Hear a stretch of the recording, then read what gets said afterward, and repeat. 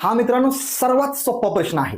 ज्यांना कन्सेप्ट माहित आहे ते उत्तर लगेच देतील. तर मित्रांनो, एका चौरसाची परिमिती 48 सेंटीमीटर आहे, तर त्या चौरसाची बाजू किती सेंटीमीटर असं विचारलेलं आहे. तर मित्रांनो, चौरस म्हणजे माहित पाहिजे तुम्हाला, चौरसाच्या चारही बाजू समान असतात. ठीक आहे, चारही बाजू समान असतात. मग चारही बाजू म्हणजे परिमिती म्हणजे काय, हा पूर्ण काठ दिलेला आहे काय, हा परिमिती.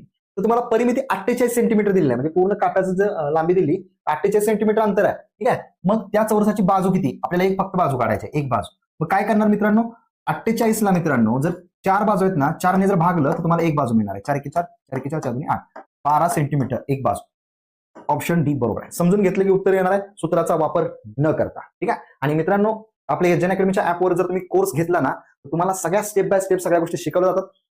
परफेक्ट तयारी होते मित्रांनो. आणि स्वातंत्र्य दिनानिमित्त आपण खास ऑफर SJN अकॅडमीच्या ऍपवरील कोर्सवर ठेवलेला आहे. त्यामुळे SJN अकॅडमीचा ऍप डाउनलोड करा आणि बॅच जॉईन करा. त्या ठिकाणी ऑफर मध्ये तुम्हाला कोर्स मिळणार आहे. Coupon code